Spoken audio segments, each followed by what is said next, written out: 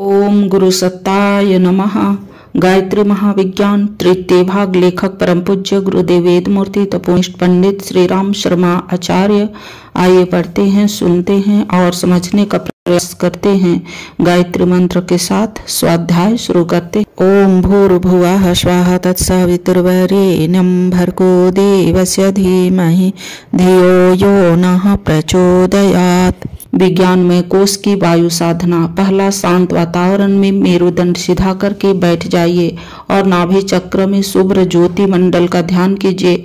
उस ज्योति केंद्र में समुद्र के ज्वार भाटे की तरह हिलोरें उठती हुई परिलक्षित होंगी। दूसरा, यदि बायां स्वर चल रहा होगा तो उस ज्योति केंद्र का वर्ण चंद्रमा के समान पीला होगा और उसके बाएं भाग से निकलने वाली नाड़ी में होकर श्वास प्रवाह का आगमन होगा। नाभि से नीचे की ओर मूलाधार चक्र, गुदा और लिंग का मध्यवर्ती भाग में होती हुई मेरुदंड में होकर मस्तिष्क के ऊपर भाग की परिक्रमा करती हुई नासिका के बाएं नथुने तक ईड़ा नाड़ी जाती है। नाभि केंद्र के वाम भाग की क्रियाशीलता के कारण यह नाड़ी का काम करती है और बायां स्वर चलता है। इस तथ्य को भावना के दिव्य नेत्रों द्वारा भली भांति चित्रवत पर्यवेक्षण कीजिए। तीसरा, यदि दाहिना स्वर चल रहा होगा तो नाभि केंद्र का ज्योति मंडल सूर्य के समान तनिक लालिमा किए हुए श्वेत वर्ण का होगा और उसके दाहिने भाग में से निकलने वाली पिंगला नाड़ी में होकर श्वास प्रश्वास क्रिया होगी। नाभि के नीचे मूलाधार में होकर मेरुदंड तथा मस्तिष्क में होती हुई दाहिने नथुने तक पिंगला नाड़ी गई है और नाभि चक्र के दाहिने भाग में चैतन्यता होती है और दाहिना स्वर चलता है। इस सूक्ष्म क्रिया को ध्वनि शक्ति द्वारा मनोयोग पूर्वक परीक्षण करना चाहिए कि वस्तु स्थिति ध्यान क्षेत्र में चित्र के समान स्पष्ट रूप से परिलक्षित होने लगे। चौथा, जब स्वर संधि होती है तो नाभि चक्र स्थिर हो जाता है, उसमें कोई हलचल नहीं होती और न उतनी देर तक वायु का आगमन होता है। इस संधि काल में तीसरी नाड़ी मेरुदंड में अत्यंत द्रुत वेग से बिजली के समान कौंधती है। साधारणतः एक क्षण के 100वें भाग में यह कौंध जाती है, इसे ही सुषुम्ना कहते हैं।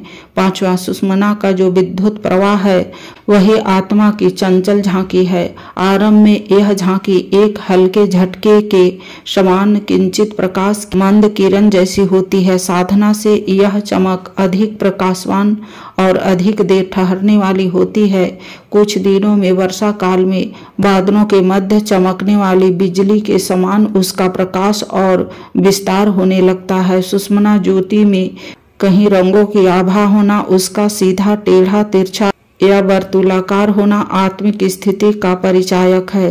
3 गुण 5 तत्व संस्कार एवं अंतःकरण की जैसी स्थिति होती है उसी के अनुरूप सुषुम्ना का रूप ध्यानावस्था में दृष्टिगोचर होता है। छठा, ईड़ा पिंगला की क्रियाएं जब स्पष्ट दिखने लगे तब उनका साक्षी रूप से अवलोकन किया कीजिए। नाभि चक्र के जिस भाग में ज्वार भाटा आ रहा होगा वही स्वर चल रहा होगा और केंद्र में इसी आधार पर सूर्य या चंद्रमा का रंग होगा। यह क्रिया जैसे जैसे हो रही है उसको स्वाभाविक रीति से होते हुए देखते रहना चाहिए। एक श्वास के भीतर पूरा प्रवेश होने पर जब लौटती है तो उसे अभ्यंतर संधि और जब सांस पूरी तरह बाहर निकलकर नई सांस भीतर जाना आरंभ करती है तब उसे बाह्य संधि कहते हैं। इन कुंभक कालों में सुषुम्ना के द्रुत गतिगामिनी विद्युत आभा का अत्यंत चपल प्रकाश विशेष जगता पूर्वक दिव्य नेत्रों से देखना चाहिए। सातवां, जब ईड़ा बदलकर पिंगला में या पिंगला बदलकर ईड़ा में जाती है अर्थात एक स्वर जब दूसरे में परिवर्तित होता है तो सुषुम्ना की संधि बेला आती है। अपने आप स्वर बदलने के अवसर पर स्वाभाविक सुषुम्ना का प्राप्त होना प्रायः कठिन होता है। इसलिए स्वर विद्या के साधक पिछले पृष्ठों में बताए गए स्वर बदलने के उपायों से वह परिवर्तन करते हैं और तब सुषुम्ना की संधि आने पर आत्म ज्योति का दर्शन करते हैं। यह ज्योति आरंभ में चंचल और विविध आकृतियों की होती है और अंत में स्थिर एवं मंडलाकार हो जाती है। यह स्थिरता ही विज्ञानमय कोश की सफलता है। उसी स्थिति में आत्म साक्षात्कार होता है। सुषुम्ना में अवस्थित होना, वायु पर अपना अधिकार कर लेना है। इस सफलता के द्वारा लोकांतरों तक अपनी पहुंच हो जाती है और विश्व ब्रह्मांड पर अपना प्रभुत्व अनुभव होता है। प्राचीन समय में स्वर शक्ति द्वारा अनिमा, महिमा, लधिमा आदि सिद्धियां प्राप्त होती थी। आज के युग प्रवाह में ऐसा तो नहीं होता, पर ऐसे अनुभव होते हैं जिनसे मनुष्य शरीर रहते हुए भी मानसिक आवरण में देव तत्वों की प्रचुरता हो जाती है। विज्ञानमय कोश विजयी को भूसुर, भूदेव या नर तनुधारी दिव्य आत्मा कहते हैं। ग्रंथि भेद विज्ञानमय कोश की चतुर्थ भूमिका में पहुंचने पर जीव को प्रतीत होता है कि 3 सूक्ष्म बंधन भी मुझे बांधे हुए है। 5 तत्वों से शरीर बना है, उस शरीर में 5 कोश है। गायत्री के यह 5 कोश ही 5 मुख है। इन 5 बंधनों को खोलने के लिए कोशों की अलग अलग साधनाएं बताई गई है। विज्ञानमय कोश के अंतर्गत 3 बंधन है जो पंच भौतिक शरीर पर न रहने पर भी देव, गंधर्व, यक्ष, भूत, पिशाच आदि योनियों में भी वैसे ही बंधन बांधे रहते हैं जैसा कि शरीरधारी का होता है। यह 3 बंधन ग्रंथियां रुद्र ग्रंथि, विष्णु ग्रंथि, ब्रह्मा ग्रंथि के नाम से प्रसिद्ध है। इन्हें 3 गुण भी कहते हैं। रुद्र ग्रंथि अर्थात तम, विष्णु ग्रंथि अर्थात रज, ब्रह्मा ग्रंथि अर्थात सत। इन तीनों गुणों से अतीत हो जाने पर, ऊंचा उठ जाने पर ही आत्मा शांति और आनंद का अधिकारी होता है।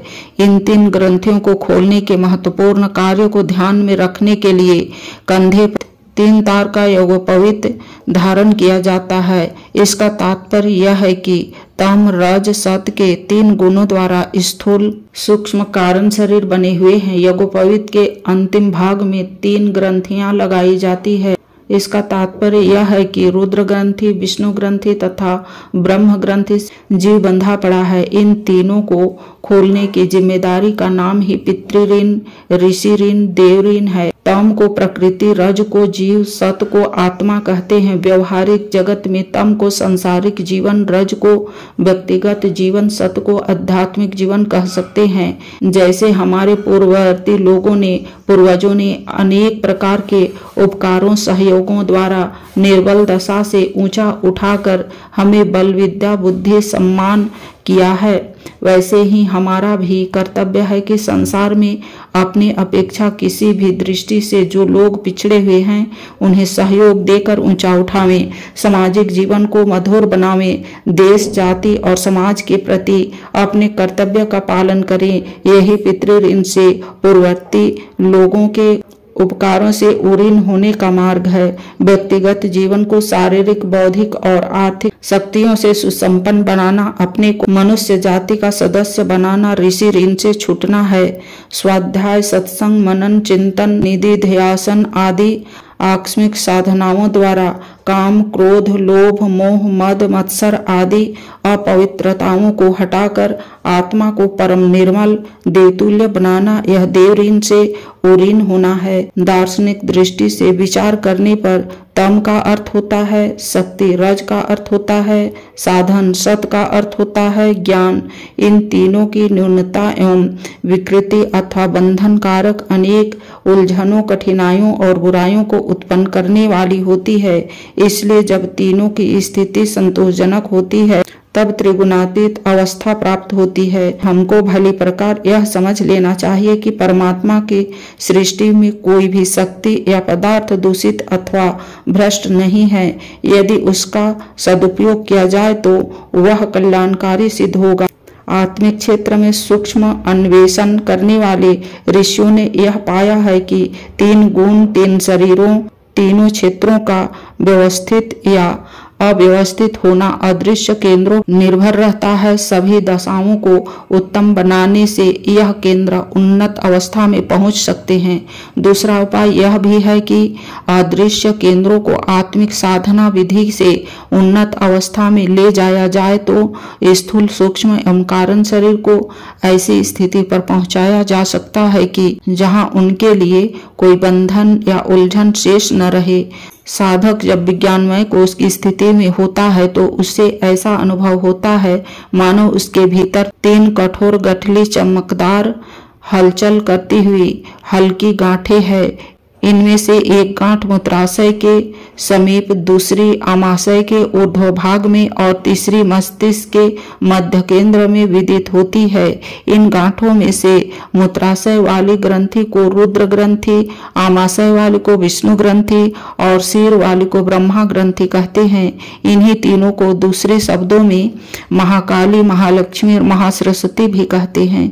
इन तीन महाग्रंथियों की दो सहायक ग्रंथियां भी होती है, जो मेरुदंड स्थित सुषुम्ना नाड़ी के मध्य में रहने वाली ब्रह्मनाड़ी के भीतर रहती है। इन्हें ही चक्र भी कहते हैं। रुद्र ग्रंथि की शाखा ग्रंथियां मूलाधार चक्र और स्वाधिष्ठान कहलाती है।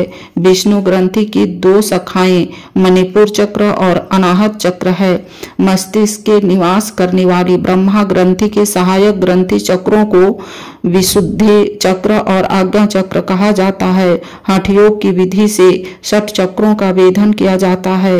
इन षट चक्र वेधन की विधि के संबंध में गायत्री महाविज्ञान के प्रथम भाग में हम काफी प्रकाश डाल चुके हैं। उसकी पुनरावृत्ति करने की आवश्यकता नहीं। जिन्हें हठ योग की अपेक्षा गायत्री के पंचमुखी साधना के अंतर्गत विज्ञानमय कोश में ग्रंथि भेद करना है, उन्हीं के लिए आवश्यक जानकारी देने का यहाँ प्रयत्न किया जाएगा।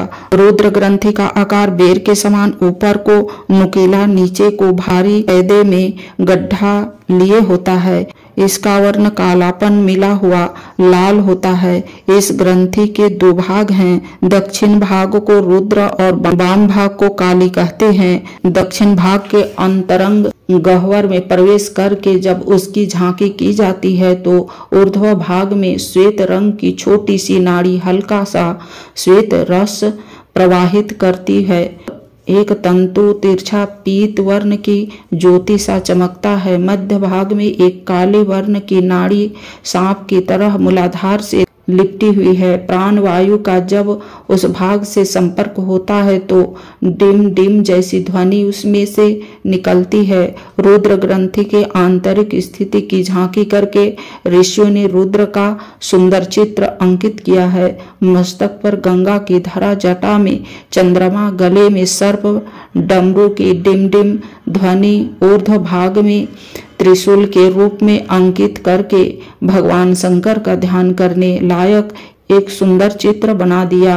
उस चित्र में अलंकारिक रूप से रुद्र ग्रंथि की वास्तविकताएं ही भरी गई है। उस ग्रंथि का वाम भाग जिस स्थिति में है उसी के अनुरूप काली का सुंदर चित्र सूक्ष्मदर्शी आध्यात्मिक चित्रकारों ने अंकित कर दिया है। आज के वीडियो में इतना ही। अगले वीडियो में विष्णु ग्रंथि के बारे में और पढ़ेंगे और समझेंगे। लाइक, सब्सक्राइब और शेयर करें। धन्यवाद।